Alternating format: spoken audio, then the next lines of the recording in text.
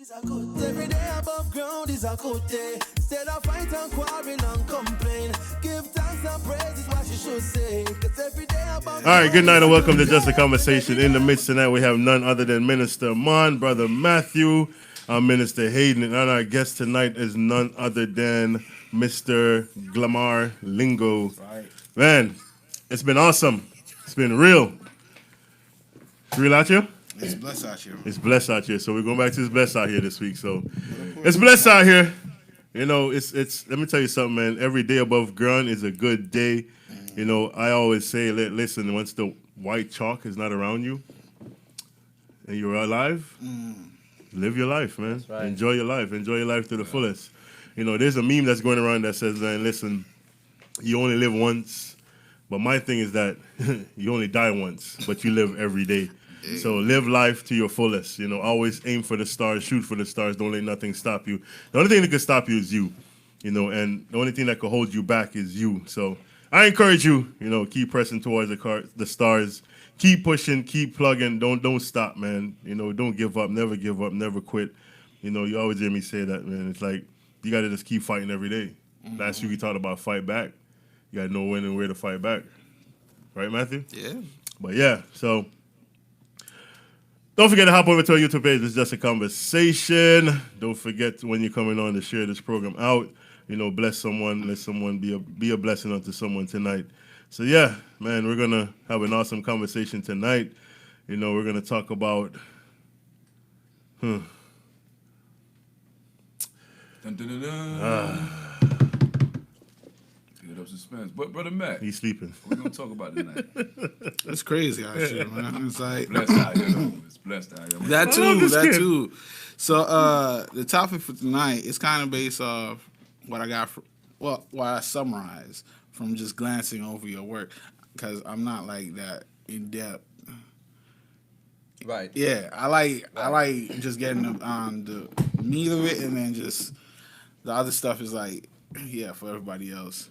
How do you keep fighting when your problems feel impossible to overcome? Because I remember you wrote about, just by the summary of what you wrote about, you were saying that you went through a lot of things, and you said, so how do you not let the situation around you, like, say, you know what, that's it? Because I remember you said something about suicide and a few other things, and I'm like, Right. oh, okay. Right. So the short answer to that is God. That's it. Just one word, God. I can't take any credit for anything. Someone in the Bible says it's the spirit that discerns after spiritual things. So, you know, at the end of the day, it's just God. God's grace and mercy that has kept me through it. Just some of the things that I've experienced, which we all have a story to tell. That's the theme of everything. But some of the things I did go through, like you said, I suffered with, you know, through mental health. I suffered with suicidal thoughts.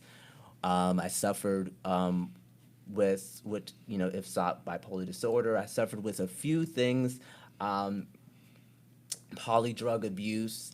What is that? Polydrug abuse is when you are entertain the body with drugs. So it's like using when you're on 4 different drugs.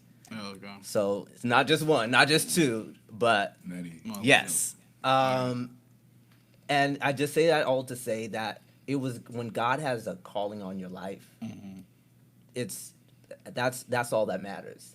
And what kept me going through, the long answer would simply be not giving up, knowing that at the end of the day, God was going to use me for a greater purpose. Can I ask you? Okay, you said you were agnostic, Yes. and I don't know the definition. I kind of brushed up on it, but I don't want to define what that is, because Right. someone might say that's not what it is. So before you, like you said, realize God, Right. what were you banking on? So I grew up in the church. I'm a preacher's kid, and I grew up in the church, 3rd generation in this thing, and which is all the cliche things that you'd say. But born on the pew. That's the term I always use. I was born on the pew, always doing something, always in the ministry. And I was singing on the choir. I was in the children's youth ministry. There was not a ministry that I didn't sign up for. So literally, but I didn't have my own experience of knowing God for myself. I was just there because my parents brought me there. I was baptized at the age of 7. I was filled with the gift of the Holy Ghost. I did sought after God, believed in God, but I didn't know God. Intimately. Exactly. And when I left my parents' home at 19 years old, which was out of the will of God, and I knew I was doing that. I never sought God's for it, and everyone, even my pastor, everyone was, God was speaking through them. Saying, no, don't go. Don't go. But I went, ignorantly went, and I share a little bit more in depth in the book. But I went. Was it college or job? I went just to move out, just because I was homeschooled. I'm a homeschooled preacher's kid. Cool. No one thinks that I can go out on my own. Yeah. And I said, you know what, I want to do this on my own. It was just a little pride thing. Okay. And I went out to Orlando. I got my job. I got my place. I thought I was doing it all on my own. And during that season, since I was working all the time, I wasn't going to church as much. And now the devil gets to have time. Room now. Exactly. To whisper into your all the lies that he's been trying to whisper for years. From the pulpit. Exactly. Yeah. So now that I find myself in this situation, I realize that without having an in-depth, intimate experience with God, I had nothing to go off on. Wow. So big. for years I was agnostic. I said, why should I believe in God? Because I didn't have a God experience. Or I didn't realize I had a God experience. Yeah. Nice. So you just pretty much just going to church, just going through the motions, but you never really got that relationship with God that we're supposed to have. Exactly. So that's why for years I was agnostic. I would say agnostic because Define that. So to define agnostic, it's just basically saying so for the world's point of view, everything is in black and white. Yeah. To us, it's like you either this or you're that. Right. You're either a Christian or you're an atheist. Yeah. But to the world's point of view, there's the middle ground. There's a gray area. And so my definition, my own terms is, like you believe in a higher power or you're open to the thought. You're just waiting on proof. So you're pretty much doubting Thomas. So that is how I would define agnostic. You're doubting Thomas until. Okay. Does that make sense, or am I speaking gibberish? No, you make a lot of sense. To me, it does. Okay. A lot of people feel that way. But I think a lot of folks that's like, not me say a lot of folks, a lot of kids that's grown up in the church, after a while they always do they stray. Right. Because that's all they've known, that's all they've seen. So so the minute that they get like a little, what do you say? You give them like a. What do you say? You give them like an inch, they take a mile. Yeah, but they take a long mile, because they've been sheltered their whole life. All they knew is church. See, you go to Monday night service, you go to Bible study, you go to prayer, you go to church, you go to Sunday night church. That's all they pretty much know. So the minute they go out and they say, for instance, they dabble and they drink a beer, it's like, yo, bruh. This is good. With a keg. Yeah, with a keg. You know what I mean? So, a lot of folks, a lot of kids do go through that, being brought up in the church. Yeah. Right. And they always tend to, my wife always said, listen, she brought up in the church, so the minute she got an opportunity to run, she ran. It's like freedom, right? Yeah, she said she ran. And when she ran, it was like, it's like, whoa, she was just living the life, enjoying the world. Yeah. But even though you were doing all of that, God still was like, hey, I got you. That's right. Yeah, all the time. All the To be time. honest, is I was never that dude. Because for me, Well, first of all, you got to venture out. But here's the thing, though. I've dabbled in a few things, and I was like, All right, don't put yourself out there. yeah. And I noticed that's not for me. Because I remember for the longest time, they were like, oh, you can't go to the movies. Tell us I'm some like, more. Tell us some more. I'm like, wait. So in the Bible, it say you can't go to the movies? No, you go to the movies. You just No, what's your intentions when you go to the movies? Think about it. A few years back, they were very adamant. Certain churches, they were very adamant, like, don't go to movies. Because it's sinful. Oh, you could kick your pastor there. Oh, it's a problem. I'm like, yeah. How's it sinful to go to the movies? I I'm lost. have no idea, but I think it all depends on what you're going to see. So when you go into the movies? I went as soon as I could. I was like, all right. But did you go by yourself? Me? Yeah. Yeah. All right. So, yeah. And then it's like all the times when I didn't. But it's like I really want to experience. I'm like, nah, nobody gonna. That's a nonsensical rule. The thing that people should always understand, and it's something that I grew up learning. Like once you tell your kids don't, they gonna do. You know, so my uncle, I remember my uncle sat me down one time. We're having a family vacation. He's like, listen, cause they call me Chappie. He's like, listen, Chappie. The first time my daughter like was been around like say marijuana, it was through me. He's like, listen, I'm gonna do it with you. You know, so you have an understanding what it is. Now he's like, I'm not telling you to do that with your kids, but I'm just saying like, if you're telling your kids don't do, they're gonna do it. That is true. You know, so if you're gonna say, okay, don't go to the movies, it's a sin. Okay, why is it a sin to go watch a movie? But it all depends. Like, listen, if you go to the movies and you have a partner with you, and you're holding hands and it's dark and you gotta explain it to them. That's the thing. It makes a difference. But if you're just gonna make it very vague, like don't go to the movies, it's sin. Where's the sin in it? That is so true. And back to even the agnostic thing, that's one of the stuff that stemmed it or gave foundation to it. Because a lot of lies were taught in church, not from the pulpit, but from within the pew, in the sense of we taught a generation that doing certain things was a sin, which it wasn't. Yeah. But because of that, now that they are doing certain things or they realize that maybe it's not a sin or whatever, that they are now like, okay, I guess this is what I do. I guess I'm a sinner. I guess I leave the church. Clarify that a little bit. Like what you say they were taught that wasn't a sin. So even one big hold on, let me put something on there. One big thing that I think the church says is a sin that I never looked at as a sin is tattoos. You know what I mean? And that's just me. Yes. I never looked at it as a sin. You know, because, I mean, growing up, I love God. But I started getting tattoos. I never looked at it as a sin because when you read what the Bible said, it was like, listen, they were doing that to, like, honor their gods. But now they could say, listen, you got tattoos, out of, like my first tattoo was, like, when I lost my stepdad. Right. So I got the Lord's Supper put on me. And that's, I remember our Last Supper. You know, we sat there, we ate. You know, it was me, him, my stepfather, my mom. You know, that to me, like, it was like very like something like I'm a hold forever. Now I wasn't gonna put not for say R.I.P. no dead man on my arm, so I used the Last Supper, you know, as a resemblance of it. You understand what I'm saying? And then now they could say like, oh, once you get that ink in your body, you're like putting another.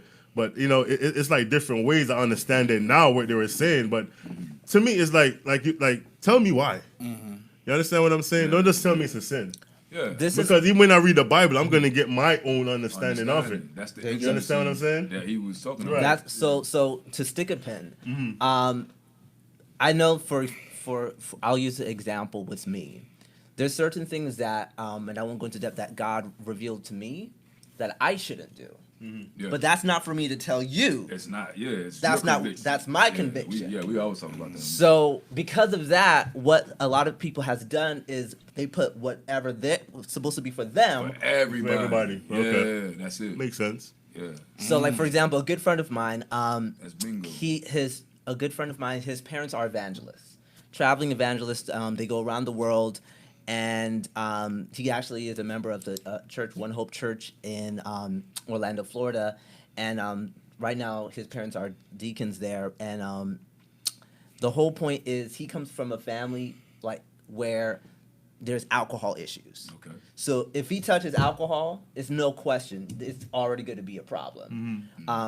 And because of that, he doesn't drink alcohol. Not because he believes it's a sin. Yeah. Because you know it's going to put him. Exactly. Right. So for him, he needs to stay away from Right. that. Yeah. That's not for anybody else, because especially he goes to a church where they don't have anything against drinking. Yeah. The Bible says to do it in Moderate. Moderate, exactly. yeah, That's what I was moderation. looking for. But at the end of the day, he cannot do that. Because then he so- sees that it's not expedient for him. Yes, So because that's- he knows that's where it's the going to put him difference. down. The Yeah. path. But then some people could say do it in moderation, but my moderation might be different from your moderation. Exactly, and that's why for some people they just need to stay away. That's true. Yeah. So I It's your may spirit. be able to drink a fifth. Right. When Not get minister, drunk. and not get drunk. When Minister Mine could probably only drink a half a glass, and he's walking around here like, bruh. You know, so everybody have their different moderation. But you know, the Pentecostal church, you know, coming up, you know, you're taught like, you know, if you're going out with a with a female, Right. you got to carry somebody else with you. Right. You know, and that was a big thing. Like, you know, you have a chaperone. Yeah. That part never made sense to me Playing it either. safe. Huh? That part never It's just made sense. pretty much to be on the safe side, so you don't do nothing crazy. Because it's like Oh, you so you say, can't trust yourself? Is that what you're telling me? No, you can't trust yourself. That's what was taught. And I'm being honest with you, you it's- can't trust yourself. You know what it really is even if you can't trust yourself, we're taking an extra measure just to make sure. Just in case. Yeah, you know what I'm saying? Like, that's what a chaperone is. We trust you. Have Nah, you fun. don't. Nah. But we watching you. we The moment being accountable. you said, but you don't trust me. No, we do. But Okay. what I'm trying to say is, okay, for instance, I got babies, right? Yeah. I got a 1-year-old. I'm gonna let her go play on the. But you gonna watch her? Yeah, but if she climbs up the thing by herself, that's fine. But I'm like this, Okay. just in case she fall, so I could catch her. But I ain't gonna touch her. Like if you letting somebody ride a bike and you teach them how to ride a bike, you gonna let them ride. You gonna ghost ride with them. You ain't gonna touch them. But just in case they fall, you better be right there to get them before they bust their head. And Right. then that goes a lot with our topic. When you're finding God through the wilderness, you're gonna make some mistakes. Yes. fall. Wow. You're gonna stump your toe. You're gonna fall, You but gonna- it's just, you just got to get up. You gonna see Yeah. something that look pretty, and you gonna touch it, and it's gonna be poison ivy. Even So God true. himself, when he was going through his 40 days fast, who hit him up in the desert? The enemy himself. Like, yo, I give you all of this if you bother me. And the Spirit led him there. Hey, what? Say it again. The Holy The Spirit. Holy Spirit led him there. You know, so it was there for him to get. It was there for his test. The test. So we all That's gonna go that. through a test. So it's not like you. No, Yeah. I don't trust you. I'm being honest with you. I trust you. He don't trust you. I trust you. But I don't. just gotta make sure that if you fall down, you don't crack. I gotta make sure. You don't know how like yo. It's like once you have attraction for somebody. And first of all, when you're dating and you're first talking to somebody, you never meet the real person. That's always like the fakest person you can meet is the first person you ever meet when you're trying to talk to somebody. You're never gonna meet the real person. They're gonna laugh. They're gonna be like, but time will tell. Yeah. And you get attracted to that person. You get attracted to the smile. You get attracted to the What you think is real. what is real, and it's not really real. So yeah, when you go out there, you're alone. I don't trust you. I don't trust me. That's right. You know what I mean? Because you are attracted to that person. And anything could happen. So that's why the Pentecostal church like, listen, no, you're going to take somebody with you. And they said, petting is okay. You can hold hands. That's it. No further. I mean, Okay. how I look at that is just simply if you are someone who is about holiness, about the path, that won't certain things you're not going to worry about. Certain things you're going to be like, if that's what the elders say or those who has wisdom is leading me to do, I'm like, okay, then I'll do it. Right. That won't be a problem Yeah. Right. because at the end of the day, my mind is on a different path. I'm Yeah, focused yeah. on, Right. I get what you're saying. you know. Well, Gregory Cole, like I said, I don't trust me. You know, I already said it. So you don't trust me, that's fine. But if you ever tune in, you can holler at my boy Gregory Cole. He has a podcast that he does like every night. You know, he's on Facebook. You know, Nice. type in his name, Gregory Cole. Hit him up. You know, he plays some good old school Jamaican music. None of this new All stuff that's right. gonna, you know, mess up your mind or all this curse word or nothing. He plays none of that stuff. He plays all old, genuine music. You know, so hit him up. You know, it's Gregory Cole. But yeah, I trust you though, Gregory. You my boy. But yeah, but you know, going back to it, it's like, you know, when a lot of us went through our wilderness stages. Right. And without the wilderness, and it's one thing I always say, listen, like, everybody think like, you know, the world just turned. The world turns because positive and negative makes the world turn. That's right. So you're going to have, just like the Bible said, what did Jesus do to Judas? He kissed him. Yeah. He made him kiss him. He made Judas kiss him because he was like, listen. Consider him his friend. Exactly. And then he looked at Peter, which walked with him, Right. and said, guess what? Get thee behind me, Satan, and rebuked him. So you need negative to become something. You're going to need people telling you you're not going to be nothing. That's You're not right. going to turn out to nothing. You're going to be like like they say in the islands, you're going to be like your daddy. You ain't going to be nothing, da-da-da-da-da, whatever. That's your wilderness moment. But guess what? What you learn from that and what pushes you to excel you to be the person who you are and who you're going to be, that's what gets you out of it. Hey, Minister, so if I get this right, you saying you supposed to embrace and kiss your enemies and rebuke your friends. That's what the Bible said. Wow, that's big. That's big. what the Bible said. That's a big rock right there. It is a big rock, but guess what? Jesus needed You Judas rebuke your friends because you love them, right? because you love them. That's right. That's the only reason why. And if your friend cannot take the rebuke, then that's just not your friend. That's not your friend. Ooh. That's not your friend. That's not your friend. I should be humble enough Right. for anybody that come to me that I say is my associate and my friend and say, listen, bro, you were wrong. Right. And take it and understand it. Just like you said, your homeboy that can't drink, somebody should go to him and say, listen, bro, you had too much. Yeah. Stop. Yeah. If somebody can't do that and they're going to watch you make a fool of yourself, Yeah. that's not your friend. Yeah. That is not your why friend. You ruining my good time? Why you trying to take the? Why you trying to knock the bottle out my hand? Yeah. I ain't Stop. drunk. You are drunk. And that's the first thing people that says that is drunk. I'm not drunk. Right. Yeah, you are. Yeah, you are. You know, so your wilderness moment, you know, it could be, I mean, people been through a lot of stuff. You know, women's been molested, men has been molested. Right. That's your wilderness moment, but it's not for you to sit there and foul up and crawl up and just say, you know what, this is what happened. This is what I'm a victim of. I'm just going to stay there. No, it's to push you to be a better person. That's But- right. And to help somebody through Can I it. get back to asking you one question? You mentioned that diversity kind of impacted your life, but Yeah. you kind of grew up in seclusion. Yeah. So That's why he it's bust beauty. out. It's there's I tell this to everybody. I said everyone needs to sit down and they need to just look at their life. It doesn't care how old you are. You're 19, you're 25, you're 35, you're 45. Everyone needs to sit down and actually start to just look at their life and just examine, you know, just for a moment of clarity, and you will realize how much you've learned, how much growth, Yes. what the areas in your life that was a story of victim is now your greatest strength. Exactly. And as I did that, you know, one of the things I learned was diversity, the power of diversity in my life. So I grew up in Pembroke Pines, and at first I didn't realize it until I was really looking back, but we were the only black family on the block. Oh yeah, I saw Pembroke that. Pines is a nice area. Yeah. And this was back in the day before that's the the white bonus. flight, that we call it, the white flight where everyone moved out to Davie. But Yeah. but this was back in the day, the early 2000s. Wow. And It was like nothing That out was the there. only yeah. And Nothing. I go to school out there. There's Yes. nothing out there. That means this man's family got money. but no, I wish. But the whole point is, so we grew up there. Yes, I was homeschooled, but we were still were diverse in the community. So you know, I remember one of my earliest. This is my first memory of, I wouldn't call racism, but for lack of a better word, but just realizing that, oh, I'm black. I was in the library and I was sitting down and I was getting ready to go sit on the computer, and a girl just ran up to me, and it was she and her sister or friend or whatever, and they were the same age. They were just staring at my eyes, and I'm like, why are these girls staring at my eyes? Like, wow. I know I'm handsome, Never but I've never seen this. Before. but I like, why did they run up to me and stare at my eyes? And I couldn't have been more than 11, 10, 11.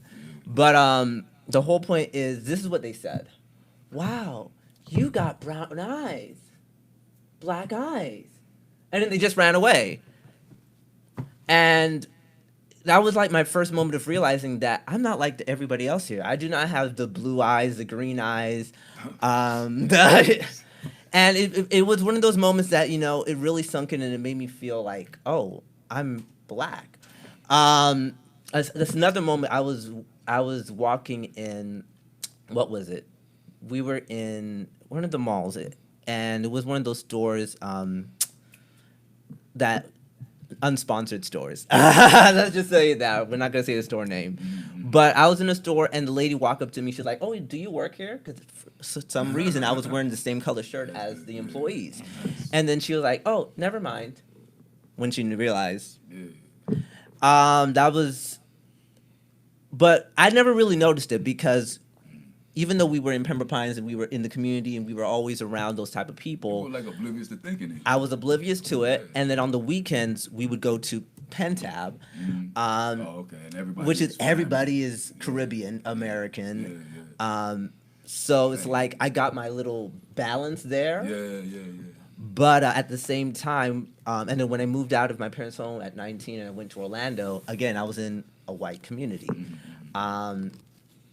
Where where police stopped me one time and he said, "You fit the description." Oh, wow. And I said, "What's the description, sir?" He couldn't answer me. Young and black. But the whole point is growing up and having both sides, especially going to a church that is, when I was in Orlando and when I gave my life back to God, when I stopped going through the season of being agnostic, and I started to attend church, I walked into church and for some reason I was praying. I thought I walked in a KKK convention. Because I was like, there was no black people. I was looking for minorities. I could count on one hand how many minorities was in that church. But this was where God was sent me. He says, go there. And I went there. I gave my life back to God.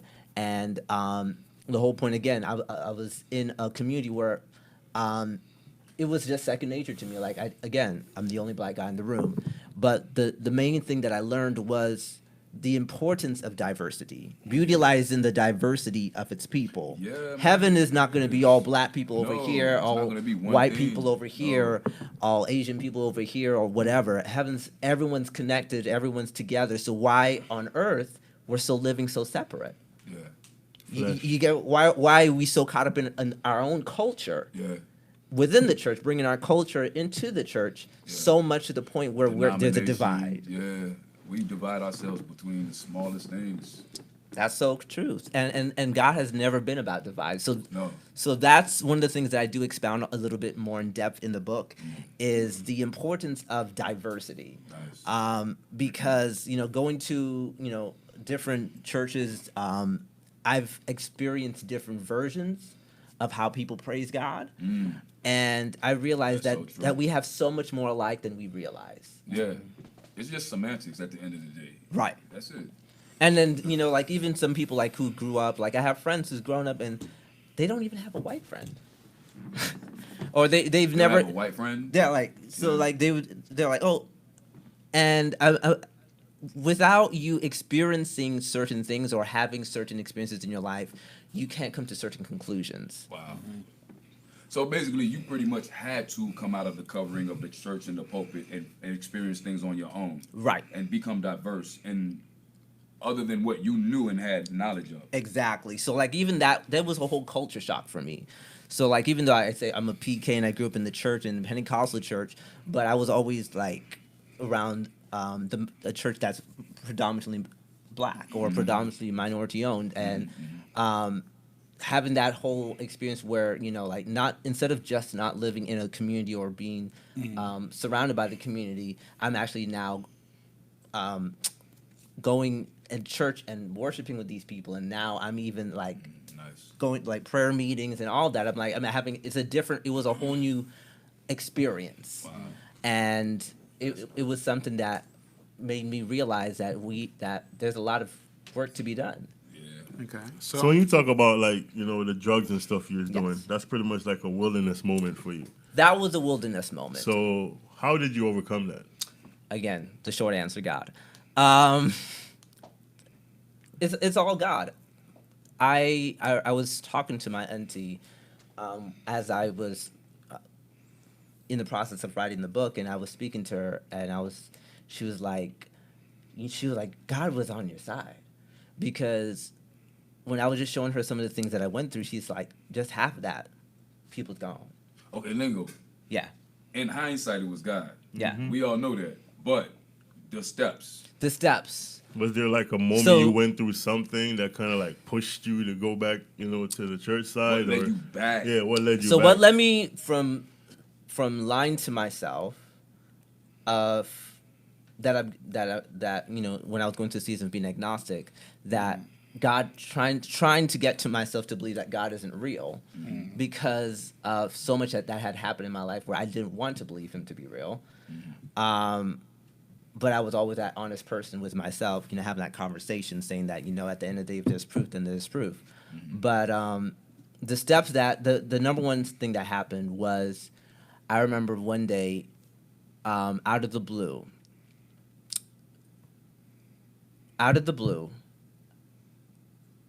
God spoke to me, and He hasn't spoken to me. The first time I heard the voice of God, I was 19 years old. Was it audible? Was it? It was weird because for years I always heard preachers or people talk about, oh, God speaks, God speaks. I'm like, God speaks to you Monday, Tuesday, Wednesday, Thursday, Friday, Saturday, Sunday. Like, I've never heard Him one time. Yeah. And I was just like, it was just one of those things that you grow up in. I'm like, you know, if I could just hear Him speak. But Yeah, I understand. I remember I was 19 and it was during the season where I was getting ready to leave. And again, it was just one of those push from God telling me, no, no, no. But it was my Sunday school teacher. She wanted me to speak to the youth, to teach the Sunday school lesson. So that's an hour that I'm going to be doing, speaking to college and career class, which is 18 to 22. And she wanted me to speak to them. And she says, God is going to give you a topic. And I'm like, no, He isn't, because I'm not going to do it. But I humbled myself and I prayed. And this was just like one of those moments where, like, God, if you're real, come on now. And I sat down at the bed and I prayed, got up. As I was getting up, I heard Him said, I am. Just 2 words. Yeah. And I was like, who spoke? Nice. And then I realized, I was like, oh, snap. God is giving me is giving me a scripture. God is giving me the topic. And it was, for me, it was just the word of the season, which is, I am your healer. I am your keeper. I am your protector. God wanted me to have that experience of knowing Him for myself. Yep. Back to the wilderness story. Nice. You know, and there's a lot of things in life that is a detour. And then there's a lot of things in life that you can say maybe was destined. But I still went out. And now I found myself years later, and the second time that God spoke to me, I was passing by the church, and I haven't been in church for years. The excuse was, I'm working all the time. I was working 6, sometimes 7 days a week, and I was just using that as an excuse not to go to church. And Nice. Yeah. Wow. God said, go to church. And that was audible, or? It was as loud yet as soft at the same time, and that was the crazy part about hearing God's voice is just something that blows my mind every day. You know it's God. You know it's God. It's just like, Yeah. and it's one of those things I'm very sometimes reluctant to speak on, because a lot of times it's people They're not gonna understand it. that you don't understand until you have that experience. Yeah, definitely. And then there are those who just love to use the word "God spoke to me." God spoke to me when They think. that's your pizza stomach speaking to you, honey. But the whole point is that was the moment where when God said go to church, it was like, oh, no time to clean up my act. Like God was like, you had your time. I gave you time. Now it's time to do my work. Yeah. And so that was the moment. It was October 2018 was when the Lord was nudging me. December, the last Sunday of 2018, I was in church. Okay. Right. And February 2019, I was back at a place where I hadn't been in years.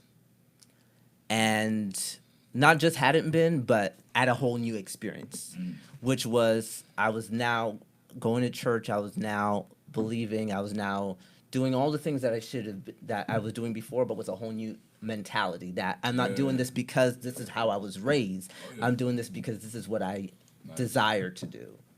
The steps, everybody has their own story about, whether they've experienced with drugs or whatever. My story simply is, at one point I just realized that I just didn't care to get high anymore. That was it. I just didn't care. I was hurting for so long, and then I just gave my hurt to God, and I realized I just didn't care.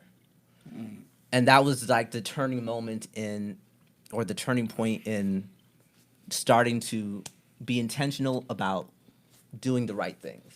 getting to where I Curious need to about get. something though. That's Yeah. interesting. You said about you got tired of feeling hurt and just giving it to God. Yeah. Um, you what I'm trying to get at is like the preface.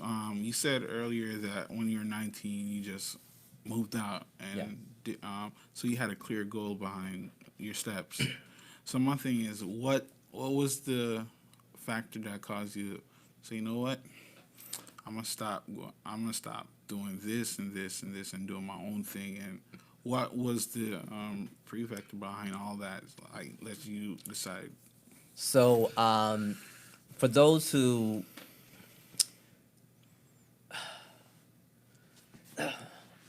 I said it earlier, I don't know if we were live at the time, but I said it earlier that I came from a family that, just like many of us, when we look at our stories, we all have a story to tell, but a family that has accomplished somewhat enough. I don't want to say a lot, but enough. Looking at my mother, who graduated from the University of the West Indies and then went to Boston University. She was a nurse. She's a traveling astronomist. She was singing in Jamaica on TV back in the day when TV wasn't a thing. You get what I'm saying? My father, I looked at my father, he Minister Gladstone Lingo, and, he just always, I lost count about how many churches we visited with him where he would preach at. And, just having, I tell you, Uncle Ogarth being my uncle. So, when you're going around a lot of people who's accomplished a lot, there's a lot of pressure on you. Yeah, Why? And it's not pressure that necessarily that you put on yourself to like, okay, I got to prove to everyone that I can do something too. But it's pressure that sometimes even the church kind of puts on you. Oh yeah. They're like, oh, you're going to be a pastor when You you the grow up. next You're going to, coming. Yeah. exactly. So like everyone would compare me to like my father. They would say like, oh, you're going to be a minister when you grow up, or you're going to do this when you grow up. And they were already putting something on me that I'm here trying to discover what I want to do. Yeah, your own identity. Exactly. I'm here trying to find myself, and there's this pressure on me already. So, to answer your question, simply, I knew what I wanted to do, and it didn't all automatically line up to everything that I guess they wanted me to do. I knew that I had a goal that I wanted to create art. I wanted to produce an album. I wanted to write a book. I was that kid who I was like, oh, I didn't really see college for me, but I saw Hollywood for me. I was that kid that like, I would audition for Disney. Like that was the kid that was the mentality that was going on. That was the mindset I had at the time. But the will of God wasn't anywhere there. So, leaving at 19 years old to go after your dreams and go after the vision that you have for yourself, and getting discouraged because it's not happening as fast enough, obviously because now you're on your own at 19 because you want to prove yourself, you got bills to pay. You got all these things to do. You don't got really time to chase your dreams. You don't got time to do any of that. And that's how slowly but surely I picked up bad habits. But I left with a clear goal, mainly just because I wanted to prove to everyone who had that pressure on me, and even to myself, that I can do it on my own. I didn't need my parents. I didn't want to be that kid. Like there's this culture, especially even in hip hop, for like rappers. If you didn't start at the bottom, you don't get that respect. You get what I'm saying? No cred. So like, look at how they were with Drake at first. Drake had to prove himself because he didn't come from the bottom. He came from middle class America, middle class Canada. But Wasn't hungry. exactly. So like, there's a lot of like that culture of hip hop where it's like, if you didn't start at the bottom, you got to earn our respect, and so it was somewhat of that culture, that mentality that I even had in my head, where it's like, I want to prove to everyone that, I left my parents' home without a dime to my name, and I did it on my own. And that was the worst mistake I made, because it's not you doing it on your own. It's God with you. Yeah. Did they assist you? Did they try and reach out to you? Did they try to get you back? Great question. So my mother knew that I had her like spirit. Yeah. Where once I made up my mind about something, ain't no comment on it. Like it's nothing to be discussed. You can come back when you're ready. Exactly. But they've reached out, and I, out of pride, especially, I don't know if it's a Jamaican thing. It's a Jamaican thing, where we have this pride about us, and I was just like, no. The number one mentality was to show that I can do it on my own, to do it myself, and that was another lesson that I wrote, that I expanded in the book, where I had to learn humility. Yeah. I had to learn how to accept help. It was a little bit too late, but at least I learned the lesson. It's never too late. Yeah. You didn't learn at that time, but Right. Now Man, you know. young. You just. Oh yeah, he Oh, was yeah. Before he's like, I'm oh, 20 some miles on his body. Learn, Some miles on the- it ain't too late, bro. You still got time. So, I mean, do you think that you pushing their help away was kind of like a slap in the face, like you couldn't do it, so now I need to help you? Is that the reason why I push it away because out of more of offense, like, you really think I can't do it? Yeah. Exactly. And that's the clean version, the PG version. Yeah. But it was really that mentality. It was like, I can do this. I knew I can do it. I had that mentality where if I put my mind to something, I knew I could accomplish it. And I thank God for the experience nonetheless, because at the end of the day, it was still a growing experience. But it could have been easier if I humbled myself sooner. So what was that breaking point that made you come back and accept the help and humble yourself? What made me come back was my failed suicide attempt, which is another testimony of that I know God is real. Because Nice. God is like, you ain't going nowhere. What took you to that point? What took me to that point, it was the point of knowing that I failed, pretty much. That was the word I used at the time. I failed in the sense of I said it earlier that everyone needs to look at their story and they would see their growth. Yeah. I didn't see my growth. I didn't realize I had a lot that I accomplished. I just looked at it from the world's point of view in the sense of, oh, my peers are graduating with their bachelor's and their master's, and look at me. Nothing. Okay. Like my best friend growing up, she's right now in law school, and I'm just like, oh, look at me. Another homegirl that I grew up with just got married the other day, and I'm like, look at me. Yeah. So it's like I'm looking at my peers and I'm comparing myself, and I'm like, so in the world's eyes, I haven't done anything. Yeah. No. I have nothing to prove. I had my luxury apartment in Winter Park, Florida, but I lost it. I bought my first 2 cars cash. Yes, it was cheap old cars, but my first 2 cars cash, no help from my parents, but they got. You got the pink slip. You got Yeah. the blue. You got the title. That's all I got. I don't got the car no more. Yeah. So there was a lot of stuff that and I felt ashamed, again, because I felt like I didn't. Now I'm coming back to South Florida, and people's gonna like, oh, so what have you done all these years? You know they're gonna ask you too. Exactly. And I'm here already, I can't live up to that.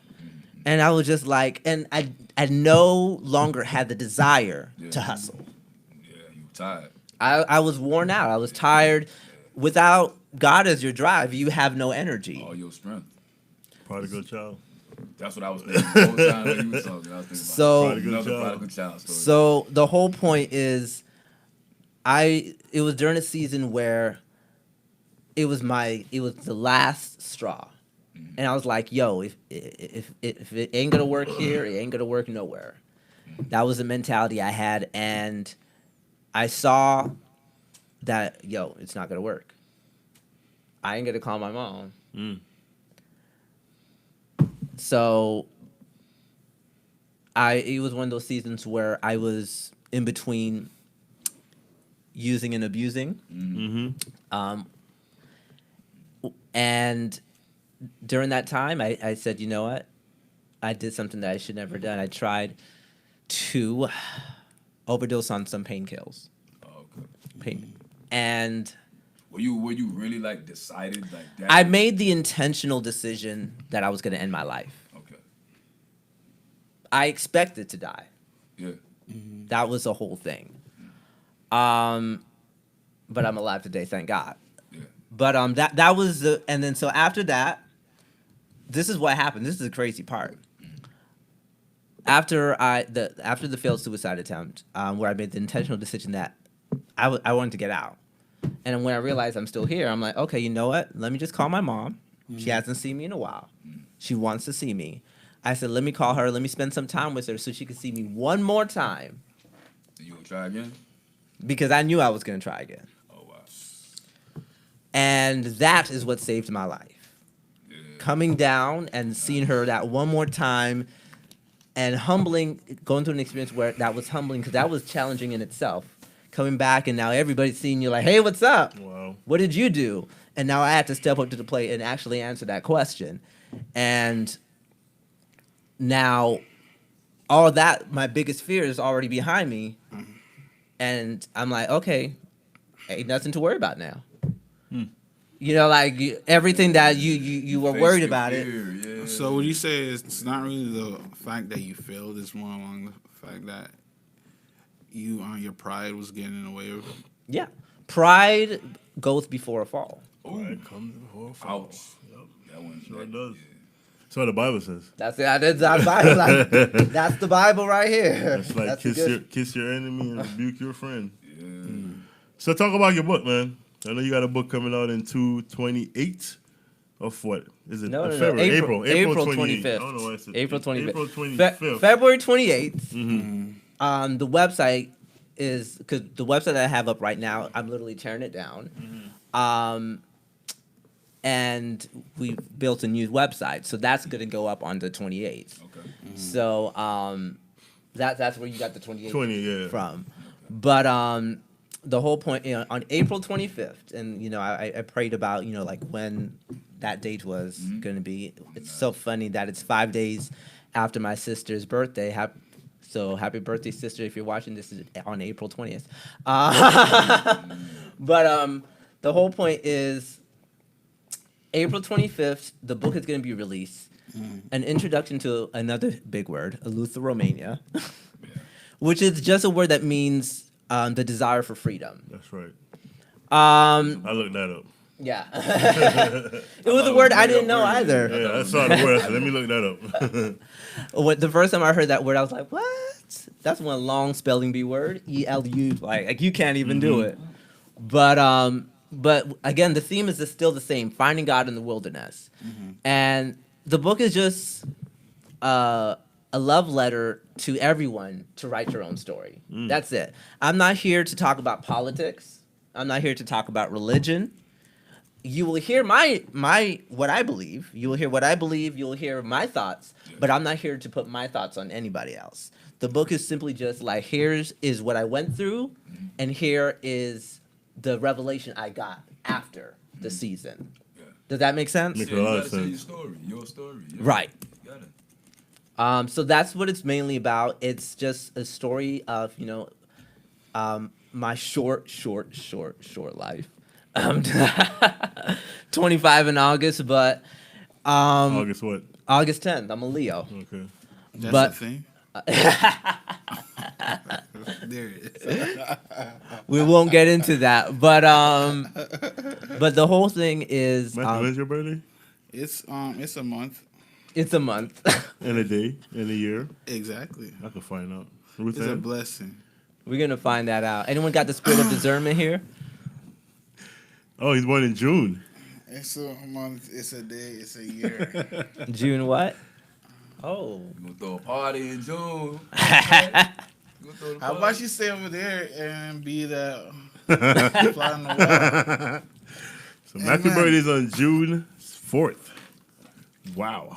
Yeah, I'm a blessing. Yeah, you are. It's best out here. Exactly. Gotta spread the blessings, man. You can't keep it to yourself. Simple That's things. right. Simple things are your blessing, man. Just that date is a blessing. Hey, the man said that God said, it's not your time. It wasn't his time.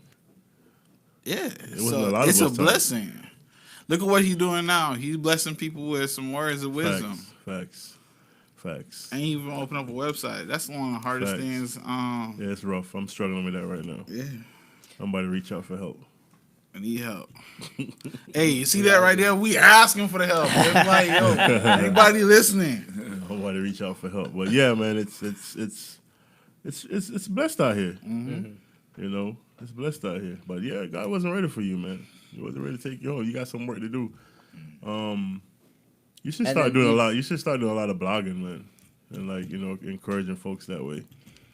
You know, I'm actually thinking about doing it too. You know, Yeah. because God has been giving me like some like different topics. You know, just short, nothing long. Right. You know, just to to talk about encouragement, especially a lot of stuff I went through. The laborers know, are few. That's it.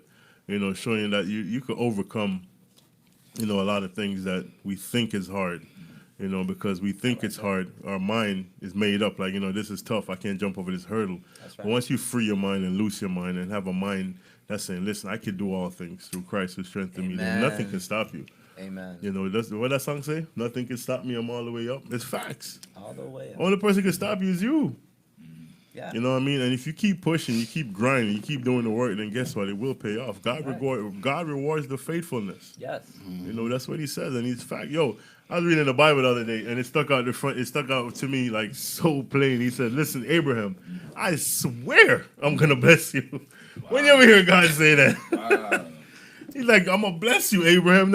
I swear I'm gonna do it." That's it. Because Abraham was gonna sacrifice his only son. Right. Nice. And you have to have that experience, just You to have stick to. a pin. But that Tim. was another big part of my life. Yes, I grew up around a lot of old people. I'm sorry. I got a lot of those old sayings. I still say greetings and vehicle and He says those greetings old and English words. But to stick a pin, like I said,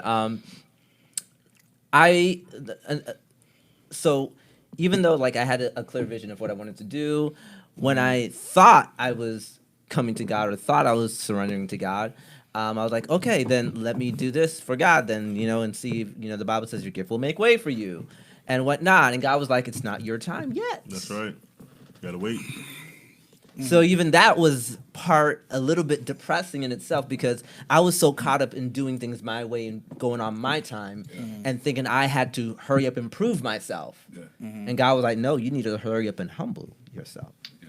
That's it. So and God knows the season, for your growth, for, on Sunday I was here and I heard the pastor, he spoke and he said, he was sharing this story of how his humble begins, of how he was taking the bus and, how he was doing it. And he had a conversation with God and, you have to, that's your season of growth right there. Mm-hmm. Your season of growth is not the part where you are so focused on getting to. Mm-hmm. It's that valley experience where what the songwriter says, he restored thy soul. Quick question. Yeah. I know that you said that you grew up in church. You've been to the point where you feel pressure and stuff like that. Didn't you have anyone that you felt comfortable talking to? Yes and no. So I felt like I did have a prayer partner, I remember at one point. But I say yes and no in the sense of there were people there. There was I had a lot of PK friends. But I still felt like there was a lot of people who didn't get it. You gotta get away from the PK friends, bro. I was so, I guess, maybe I overthought it. Right. Because, we do that as human beings. We overthink things a lot. But I just felt like there was nobody who truly got it. Who and that was another thing I had to learn. It was that everybody has their own unique story. So no one's really gonna get everything, but that doesn't mean you can't have a conversation, and that doesn't mean you can't speak to somebody and you can't learn from each other. But everybody was in on it. right. They trying to fool me. You got somebody you could talk to? Oh, me? Brother and sister. Man, you looked at that bottle line. I know, right? I thought you were gonna start talking to the bar like, "Can you help me?" That's the prelude to cheers. I talk to them sometimes, and Stay away from I that have bottle. other friends, but he's kind of not there right now. But yeah, Your brothers and sisters help you get through it. That's a good thing. You like go to the movies? nah. But that's movies that's for me too. My older sister in New York. That's who my new accountable partner is. Honestly, out of all the kids that our apostle have, I think the daughter is the most level-headed one. That's just me. I think so. level-headed, Yeah. the most quiet. Yeah. All right, it's been awesome. It's been real. Man, what an awesome topic we had tonight, finding God through the wilderness. We had our brother here, Brother Lingo. It's about that time. Constantine Lingo. Talking about finding God through the wilderness. He has a book coming out, April 25th. It's you can pre-order it now on Amazon. Like I always say, man, support. Even if it doesn't match up to you, support it. Get it. Give it to somebody as a gift. Somebody will enjoy it. Somebody will read it. Minister Man, final thought. I just want to speak on a little bit of what Apostle was speaking about. God tries to get your attention sometimes. He'll throw a pebble at you. And if the pebble don't get it, he'll throw a stone. If the stone don't get it, he gonna throw a brick. You don't want that brick. You don't want that brick. Yeah, you either go with that stone or that pebble. But at the same time, I flipped it around, and I think that's what kind of like you were going through. Right. You were doing your own thing, and God was trying to get your attention, and he had to do what he had to do, but he gave you your time. That's right. So it's beautiful when God, he gave me my time. I can't complain. So I experienced what I had to experience, and he was like, it's time for you to come now. I think we over-experienced. Yeah. Yeah, for real. But I flipped it around, and I say, how do we get God's attention? Are we throwing pebbles at him? Are we throwing stones? Or are we trying to throw bricks at him? See, I'm trying to throw mountains at him. Mountains of praise, mountains of devotion, mountains of praise. And I feel like once you do that, you become, to the world, you become like, what's this guy about? What's he doing? Is he crazy? And that's how I'm trying to be crazy for God to get his attention. Yeah. And I don't have a I like problem that. with that. So I pass on with that. It doesn't matter what anyone thinks. Nah. Brother Matthew. Well, my just based off what you guys talking about, You love your sister? I love my family. Sure say God So love, it's God like, love. my topic is, oh my god, yeah. So my final thoughts is like, don't succumb to the trust issues, because yes, there are folks out there who have ulterior motives and stuff like that, but at the end of the day, you gotta open up. You can't, because your mind, yes, it's a wonderful thing, but at the same time, it's a dangerous drug. That's right. And it's like, regardless of the situation, there are times when you overthink things, and that's cause you to, and especially when you have pride in the mix, cause you make some really bad moves that if you just were willing to talk about it, just get it out instead of just overthinking, you wouldn't have to go through a lot of things. And it's like, that's one thing I'm trying to learn, because I'm the type of person, I'm different from you all in the sense that I tend, after a certain period of time, if I don't, because I overthink and I don't vocalize a lot of things, I tend to back off. And a lot of y'all notice and a lot of things that I did. And it's like, I'm like, okay, now I'm starting to be more vocal. I don't like just withholding anymore as I used to, because I realize it doesn't push me where I need to be.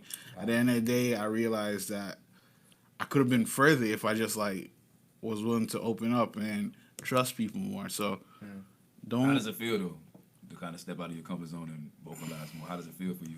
It feels like, okay. It's like going to the doctor and then having to get an injection. The moment up to it, it's like you're overthinking it, and it seems like it's something big. But once you actually go through it, it's like, It's not that bad. okay, it's just another day in the park. Get a Band-Aid or stick in a lollipop. So it's like, I'm not going to say it's something great. It's just... It just wasn't as bad as your worst fear. Yeah, exactly. because again, you overthinking it to the nth degree. Yeah. So yeah. Fuck, we've been doing this show for over a year now, almost 2 years, That long?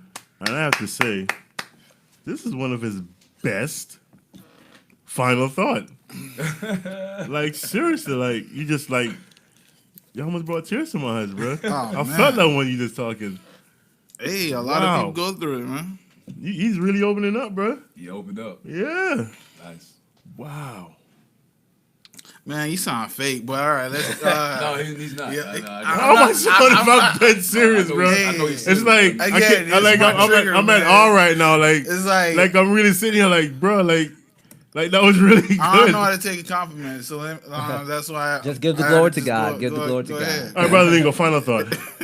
Let's move on since he Final thought I was thought. fake. Yo, trust Fine. him. You don't trust Like Gregory I Cole. don't take compliments, man. Well, it's like The trust come back. The trust let's is keep on moving. Woo. Push it Don't through. overthink it, bro.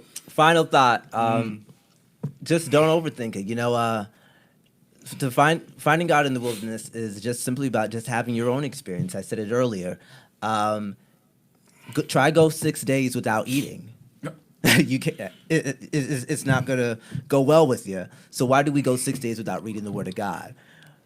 Well, you know why we go so long without praying? Why we go so long without fasting? Why we go so long without just having that experience, that intimate time with God?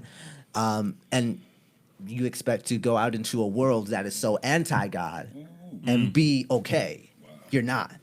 So that's my final thought. You know, like, you know, you don't have to overthink anything if you keep God at the center, keep him at the focus. Wow.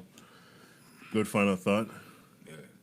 Yeah, that was real quick and That nice. was an awesome final thought, my friend. Yeah. You know, I hope you trust me. That was true. I'm learning. I'm learning. We all are. Papa, you just discouraged me. Hey, listen. I didn't say I was 100. I normally have my final thought, but you got my Trust this you phone. got my head all over the place right now. Listen. You should realize I ain't 100% there. I'm like, I'm trying to get there, but I'm like maybe You get there, you're on baby 25. steps. It's like, hey, baby steps. Wow. All right. I said it before. you get I got together. pebbles. I got bricks that I need to start taking Oh down. yeah, he did say that last week. He said that last week.